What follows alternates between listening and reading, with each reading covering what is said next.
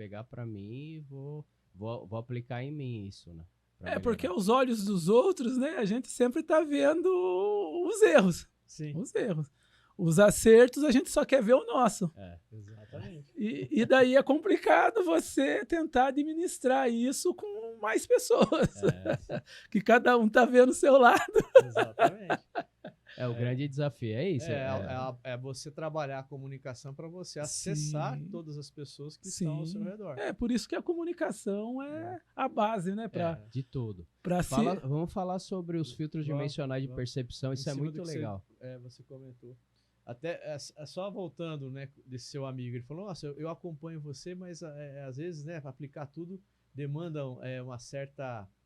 tem uma certa dificuldade. Mas o simples fato dele já acessar conteúdos de qualidade, ele já está realizando a mudança. É o princípio já. É o primeiro passo, é você acessar o conhecimento. Uma frase que nós sempre falamos nós vivemos à altura do conhecimento que temos. Só que esse é o primeiro passo, né? Você adquire o conhecimento e depois você começa a aplicar aquele conhecimento. Porque só muda quando muda alguma coisa.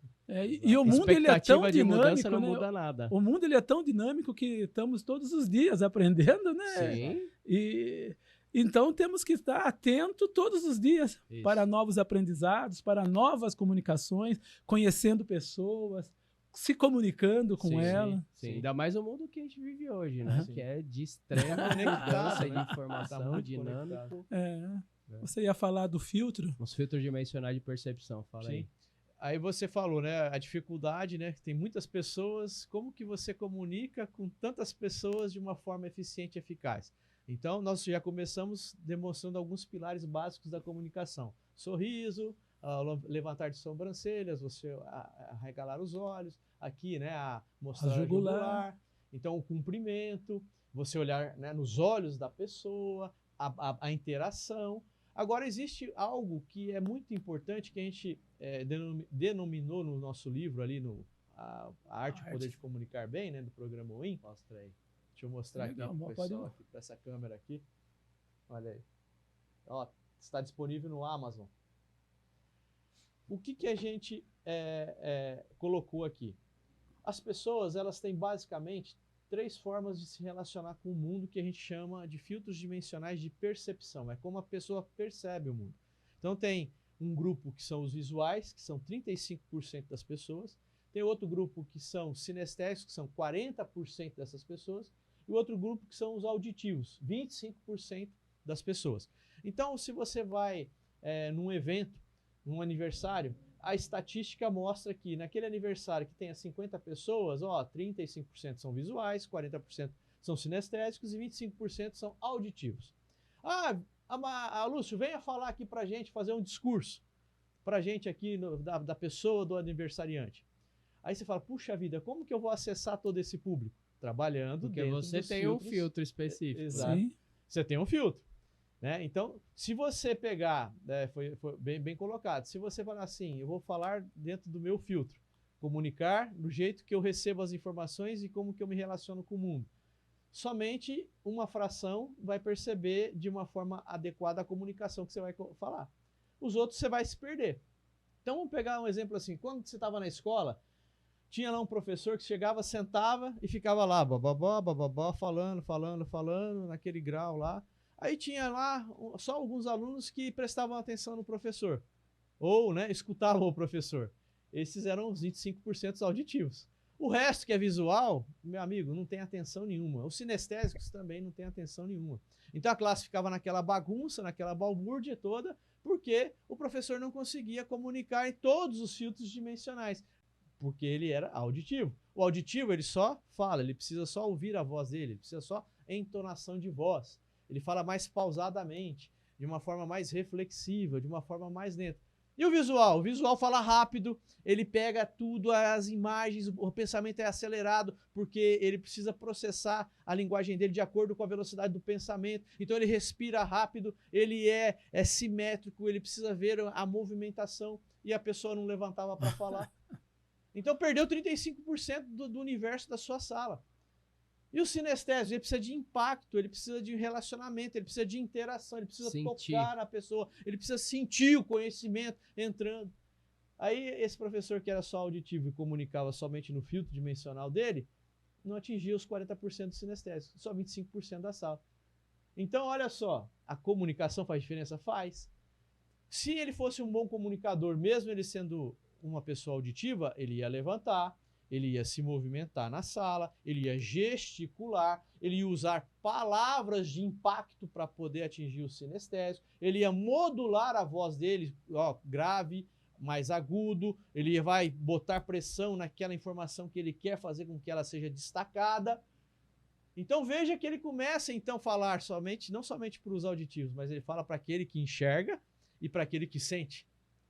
Percebe a diferença? Lógico. Quando você vai perguntar para uma pessoa como que aconteceu o evento, por exemplo, do desfile de 7 de setembro. O auditivo ele vai falar, nossa, a fanfarra, né, a banda estava assim afinada, olha, eu ouvia, né, a bota do soldado batendo no chão, olha só, então o barulho da multidão, a algazarra das crianças. Então ele vai sempre comunicar no filtro dimensional de percepção dele, que é a audição. Pergunta para um visual. Olha, o fardamento estava alinhado, todo mundo estava com o fardamento bonito, né, reluzente, os blindados passando, eles estavam brilhantes, estavam limpos, tudo alinhado, né, as fileiras estavam alinhadas, eles estavam marchando de forma alinhada. Percebe? Olha, perguntamos o mesmo fato para duas pessoas, elas responderam de forma diferente. Mas é porque elas estão respondendo dentro do filtro dimensional delas. Então, se eu quero ser um bom comunicador, eu preciso aprender a comunicar em todos os filtros, que é o que eu estou fazendo aqui. Você veja que eu estou gesticulando, eu estou dando entonação na minha voz, eu estou dando velocidade, às vezes eu dou diminuição, eu vou ressaltar aquilo que eu quero comunicar. Ó, a gesticulação, isso aqui é sinal de impacto, é sinal que eu estou comunicando no fio dimensional daquele que é sinestésico.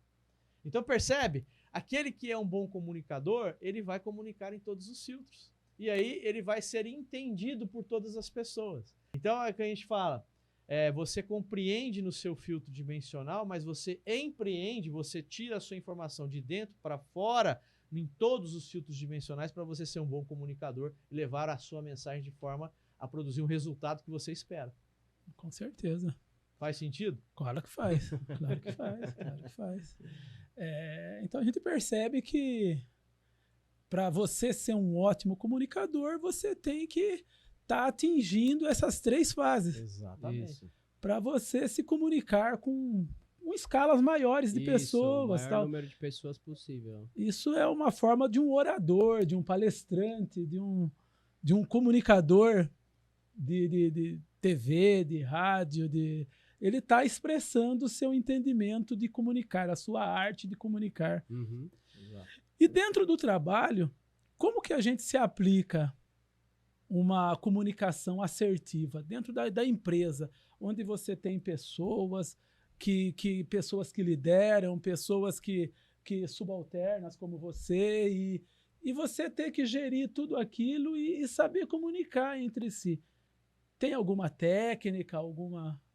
Então, como nós falamos, tudo comunica. Então, a primeira coisa que a gente tem que estar atento é a nossa imagem.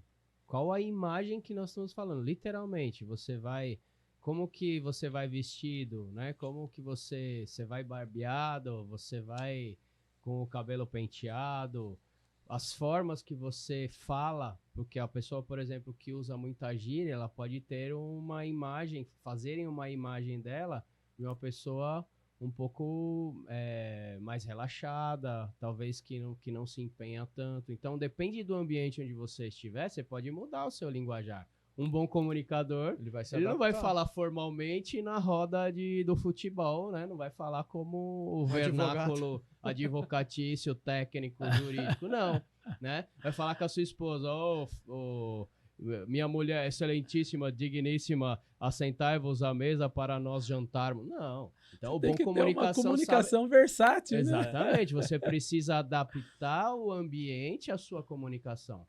Então, no ambiente de trabalho, como a pessoa se veste, como ela se porta, postura, a pessoa, ela demonstra uma comunicação, ela demonstra algo através da postura dela. Então, se é uma pessoa que ela anda arqueada, olhando para baixo, ela demonstra talvez uma imagem de uma pessoa derrotada, fraca, né? Uma pessoa andando ereto, né? Com o queixo em 90 graus. Tudo isso passa uma imagem para alguém. Segurança. E, na verdade, a confiança é o diferencial de tudo. Se a pessoa ela consegue enxergar confiança em nós, ela vai acreditar naquilo que nós estamos falando. Olha só que interessante, né? Dentro da leitura não verbal. O que é a leitura não verbal? É você enxergar a verdade que a pessoa está dizendo, mesmo que a boca dela esteja mentindo. Por quê? Porque você não está olhando só o que ela está falando, você está olhando os gestos, você está olhando a postura, né? Você está olhando o comportamento. Então, quando a pessoa fala, aquela pessoa tem o nariz empinado. Por que nariz empinado? Nariz empinado nós entendemos que é alguém altiva, soberba. Por quê? Porque quando a pessoa levanta o queixo, levantar do queixo, que é o que eles falam que é o nariz empinado, é sinal de enfrentamento. Então, se alguém está falando, vamos supor que a gente está conversando uma conversa mais acalorada, e eu levanto o queixo para você, o que eu tô passando essa mensagem? Esse cara tá me perseguindo. Eu tô te enfrentando. Tipo, ó, você tá falando, mas eu não vou abaixar para você. Mas se você tá falando e eu abaixo o queixo, qual que é a imagem que eu tô passando? Olhando de baixo para cima. Então, tudo isso... Se rendeu, né? Exatamente. Tudo isso passa uma mensagem. Então, a nossa postura no trabalho, a forma que a gente fala, a forma como a gente se veste e gesticula, também vai passar uma imagem. E é lógico que a gente vai falar em cada ambiente na forma que o ambiente está requerendo ali, né? É que assim, nós somos pessoas que se acostumam com os vícios, né? Daí vai cair naquilo que a gente estava falando, a gente vai ter que quebrar aquilo ali dentro. Porque tem pessoas que falam naturalmente, aquilo ali para ele é uma coisa normal. Principalmente a gíria, né? Que a gente está falando, o cara começa, ele não percebe, para ele é uma coisa normal. Sim. E não tem problema em falar a gíria no ambiente que cabe a gíria. Né? Mas tem pessoas que eles não conseguem conter. Não percebem. E eles fazem natural. Existe alguma técnica para se aplicar nessas pessoas? Realmente ela precisa estar atenta, cara. Na realidade, ela precisa entender, né, que, olha, a comunicação dela não está boa. Então, bom, se a minha comunicação não está boa, o que eu posso fazer para mudar essa comunicação? Precisa um esforço, porque tem gente que não quer. Com certeza. Então, por exemplo, você colocou dentro da empresa essa questão da aplicação dos filtros dimensionais, né, do sorriso, né, da sua imagem, como que você se interage, vale para dentro da sua família, com a sua esposa, com seus filhos.